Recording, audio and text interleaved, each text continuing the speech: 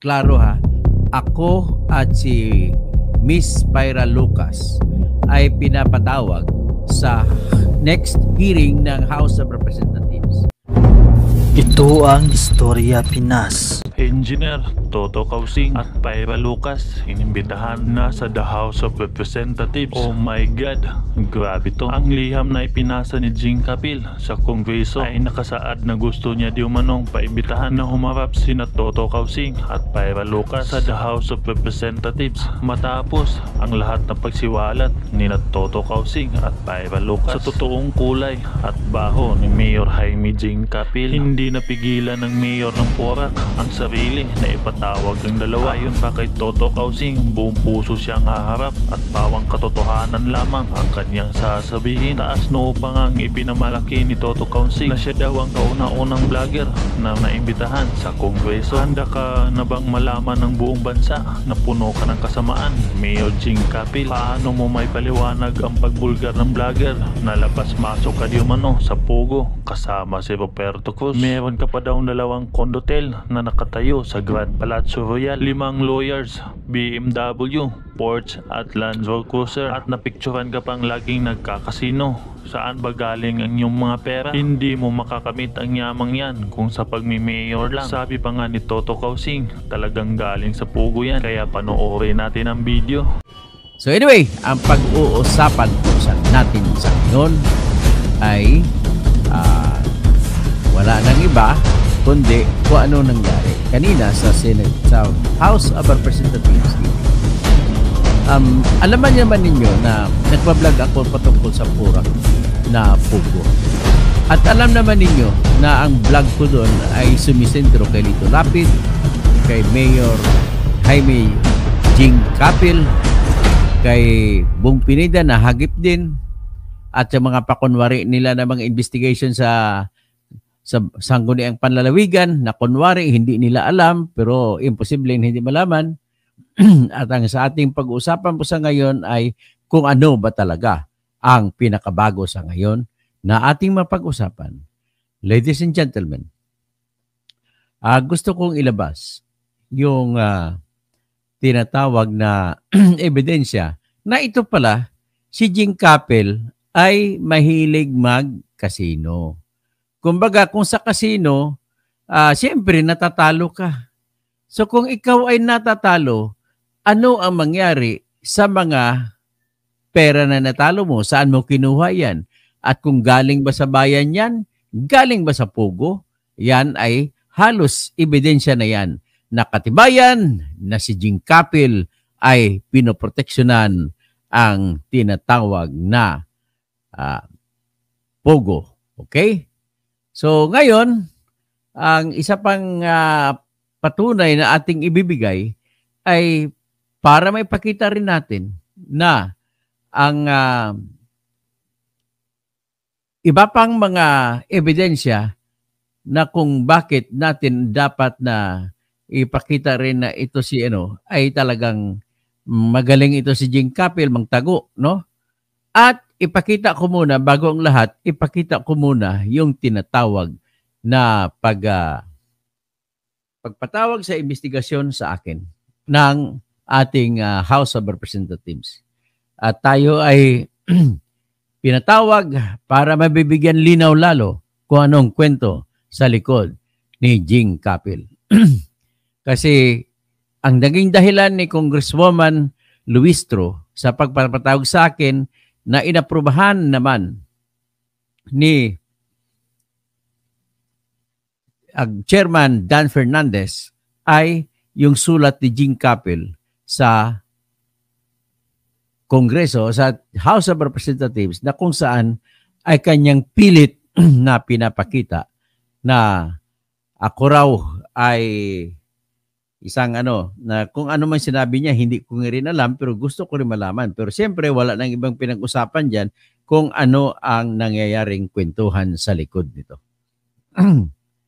So ngayon, bago ko simulan, ay nais ko muna ipalabas yung utos.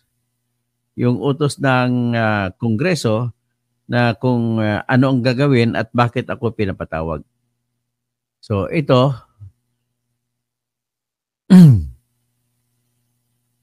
Dito natin makikita ngayon siguro, kauna-unang sineselebrate ko rin ito. Bakit po? Ito po, una, ay tagumpay kahit papano ng laban ng katotohanan. So kung tagumpay ito ng laban ng katotohanan, nang ibig sabihin, ito po ay magbibigay ng malaking laban para sa ating mga mamamayan.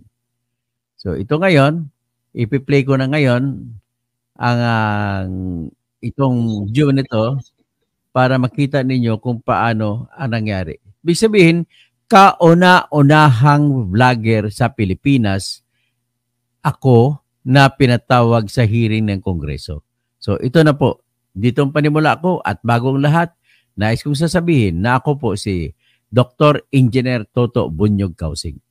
So at ito ang ating programa ay pinaglalaban natin para makapagsiwala tayo kung anong katotohanan at maraming tao makakaalam kung anong katotohanan. So ito po yun. Ito po ay senior ng aming kapwa vlogger na si Super Mamshi.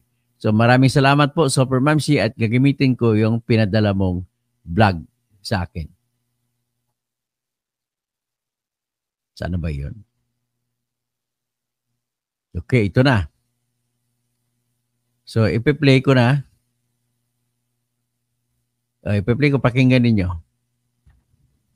For us to have a foundation of the information on this allegation, may I respectfully move, Mr. Chair, that we invite Pyra Lucas and Toto Kausing to give us initial information, Mr. Chair, about the allegations which were mentioned by no less than Mayor Kapil in his own letter. So there's a motion to invite sino? Pyra Lucas and Toto Kausing. Pyra is a woman? Yes, Pyra Luca. I suppose so, Mr. Chair. Pyra Luca. Lucas. So, and also, Toto Kausing. Mr. Toto Kausing. The names are mentioned in the letter of Mayor Kapil, Mr. Chair. So there's a motion to invite those two personalities. Is there a second motion? There's a second motion. Is there any objection? Hearing none, the said motion is now approved. Oh, yan. For So us nakita to ninyo. have Ulit. a Para sa ibang hindi pa foundation nakakakita. of the information on this allegation, may I respectfully move, Mr. Chair, that we invite Pyra Lucas and Toto Kausing to give us initial information, Mr. Chair, about the allegations which were mentioned by no less than Mayor Kapil in his own letter. So there's a motion to invite sino? Pyra Lucas and Toto Kausing. Pyra is a woman? Yes, Pyra Luca. I suppose so, Mr. Chair. Pyra Luca. Lucas. So, and also, Toto Kausing. Mr. Toto Kausing. The names are mentioned in the letter of Mayor Kapil, Mr. Chair. So there's a motion to invite those two personalities. Is there a second motion? There's a second motion. Is there any objection? Hearing none, the said motion is now approved. Oh, yan. Nakita nyo na. Ha? So, at least, nakita ninyo kung ano ang magic na ginagawa ng laban para sa katotohanan. So, at least, nabibigyan ng puwang kahit sabihin na natin na hirap ang laban, ay nakakatuloy pa rin. So, yan po, ano ba ang tanong? Klaro ha, ako at si Miss Pyra Lucas ay pinapatawag sa next hearing ng House of Representatives. Kung ano ang laman, dahil ito sa laman ng sulat ni Mayor Jing Kapil na binigay sa House of Representatives. Kung ano man yan, Mayor Jing, ang sinulat mo doon, hindi ko alam. Kung ano man ang aligasyon mo doon, bakit ako kailangan, ay hindi ko alam. Pero handa po ako pumunta ron para sasabihin kung anong aking nalalaman bilang isang vlogger. At na aking isisiwalat doon din kung ano ang lahat na itatanong at iyon lang ang aking isasagot. Rest assured, hindi po ako kagaya kay Harry Roque na sinasabayan at gusto niyang o pilit niyang pinapalabas na mas matalino pa siya sa nagtatanong na si Risa Hontiveros. Ito, hindi ko gagawin yan. Kung ano lamang itatanong sa akin, iyon lamang ang aking isasagot. Doon ko ipakita kung ano, paano at ano ang dapat na isasagot ng isang mga tinatawag na guests or invited guests or resource persons doon sa Senado o sa House of Representatives. Basta tagumpay po ito ng laban ng katarungan at katotohanan na maipatawag ang isang vlogger. At kung mangyari yan at andun ako, saka ko po pagbubunyi ang tagumpay ng vloggers. Kasi sa ngayon po, sa totoo lang, napakalakas ng mga vloggers. At ito, ako ay tinitingnan ko ito na isang napakalaking karangalan sa akin dahil nataon na ako yung pinakaunang vlogger na tinawag para dumalo sa mga investigasyon ng Senado o di kaya ng House of Representatives. Balik tayo dito ngayon sa ating topic. Okay, naka 20 minutes tayo ngayon. Ipakita ko lamang sa inyo na maliban sa pangako ko na lilitaw ako sa hearing ay akin pong ikaklaro sa inyo na talagang walang ebidensya si Mr. Jaime Jing Capil para sabihin niya na hindi siya korap. Bagkus, sa kabila ng lahat, nagagalit siya dito, pinapatawag niya ako, si Pyra Lucas na chairman ng Filipino Against Crime and Corruption, United Filipino Against Crime and Corruption Chairman, OPAC kung tawagin. So ngayon, dalawa kami sa pinatawag niya. Pero nabasa ko sa balita ng Sunstar Pampanga na 3 tao ang kinasuhan niya sa cyber libel. Hindi pala ako kasama sa kinasuhan niya. Ang kinasuhan niya si Pyra Lucas, si Heidi De La Cruz na girlfriend dati ng kanyang kapatid na si Joel Capil, at ang isa at ang grupo ng kung sino nagpapatakbo ng group page ng isang Purak POP, Purak Organization of Purak People, no? People's Organization of Purakeños, parang gano'n, hindi ko maalala, no? Anyway, ngayon ang ipapakita ko sa inyo, isa na namang katibayan na nagpapakita na talagang corrupt ito si Jing Capil, no? Ito, ipapakita ko sa inyo. Ay, nako, Jing Capil. The more you say, the more you are being driven to the quicksand of corruption. O, ito, titingnan nyo. O, anong nakikita nyo dyan? Palakihin kong litrato para makikita nyo. Ay, hindi pata lalaki ito ah. Okay, so ito nakikita nyo, si Jing Capil yung nakaputi. Saan ba yan? Makikita nyo sa loob ng kasino yan. Nagkakasino.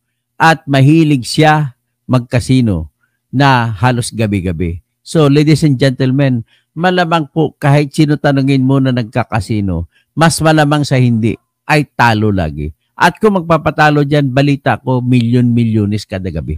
So kung nagpapatalo ka bilyon-milyones kada gabi, Mr. Jing Capil, yan po ay ebidensya na ikaw ay nagnakaw sa kaban ng bayan. Okay? Saan mo ba naman kukunin ang ipagsugal mo? Ganun lang kasimple ang tanong pero napakahirap sagutin. So, Mr. Jing Capil, yan po ang isa sa aming ebidensya na hindi mo maitatanggi. Kasi mukha mo yan, ikaw yan, mahilig ka sa puti. Kahit na itim ang budhi mo, mahilig ka sa puti. Yan. Sinabi ito ng POP. People of Purak pala ibig sabihin ng POP.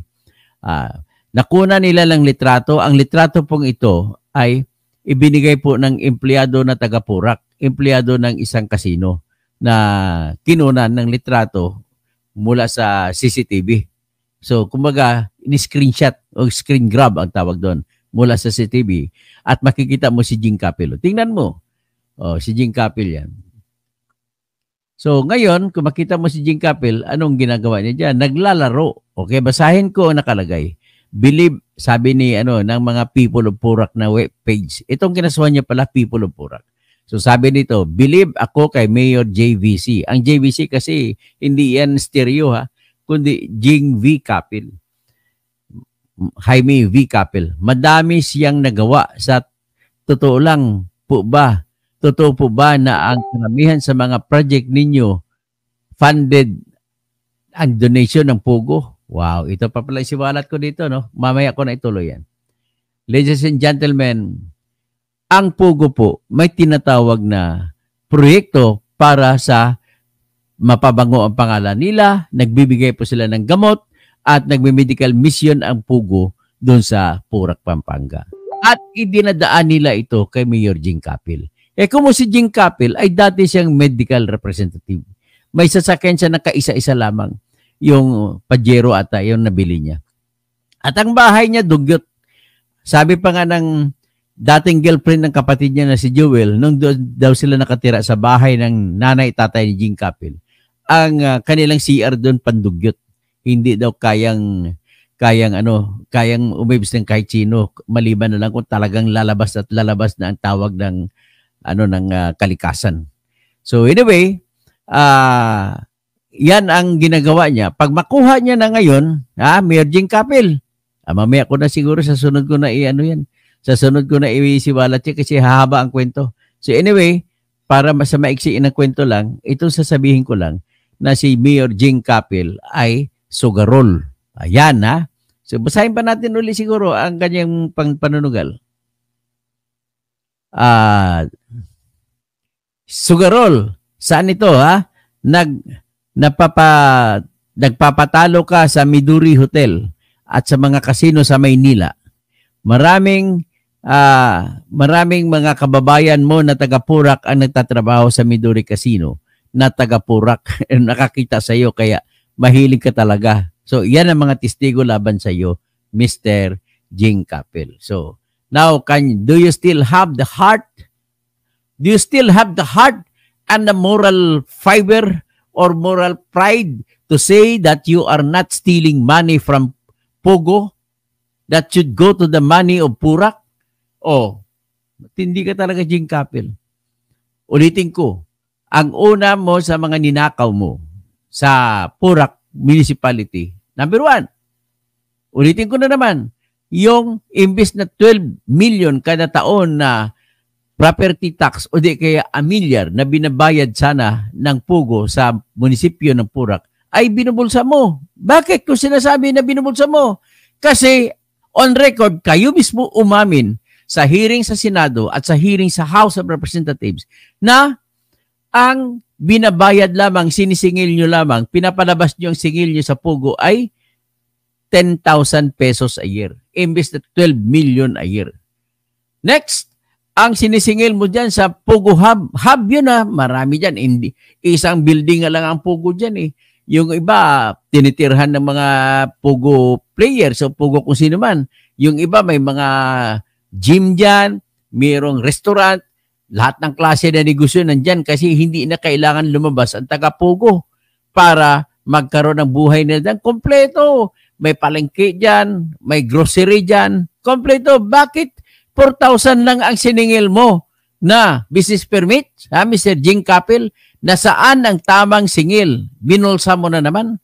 Kaya isa yan sa dahilan kung bakit pinoproteksyonan mo talaga ang Pugo. Gayon, umabot sa 2024, sa testimonya mo sa House of Representatives, sinabi mo na hindi mo na binigyan ng permit ang Pugo noong 2024. At ang katwiran mo ay may kulang pa daw, may fire certification na kulang. At ang isa pong dahilan ay nalaman mo rin daw na wala ng lisensya o license to operate na binigay ang PAGCOR.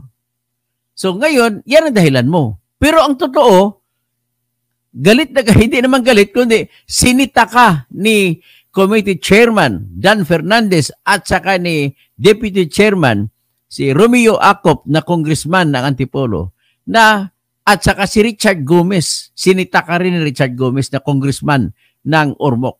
Bakit hindi mo pinadlak ang Pugo kung hindi sila pala nagbayad kung hindi sila nagbayad ng sinisingil nyo? At kung wala ka palang permit na ibinigay ng 2024, bakit hindi mo pinadlak? Di ba? Ganun lang kasimple yun. So, ang gusto mo palabasin ay pinapalabas mo yung mga congressman dyan na mga bobo. Yan ang pinaka-problema dyan sa iyo, Jing Capil. Akala mo matalino ka? I'm sorry to say, matalino ka sa pagnanakaw ng pera. Pero, alam mo yung napaka-komplikado itong tungkol sa pagpaniningil ng amilyar. Hindi po ito maintindihan ng ultimong tao.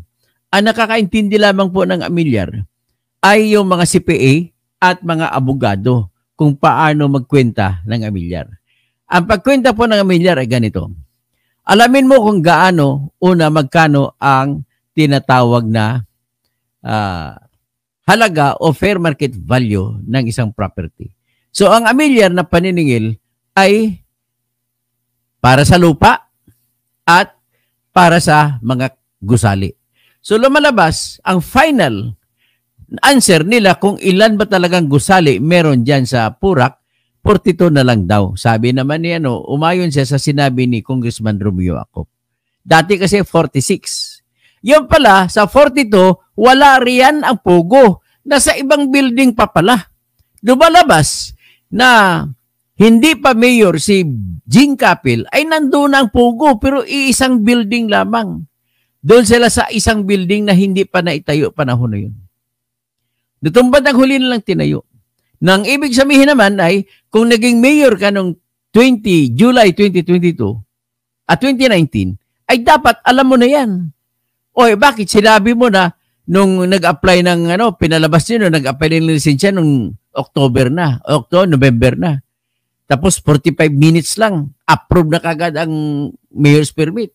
Ako nga, nag-apply ko sa Mandaluyong noon, may opisina ako noon sa Mandaluyong na law office lang pinatayo ko kasi hindi naman nagbebenta naman kung ano na yan.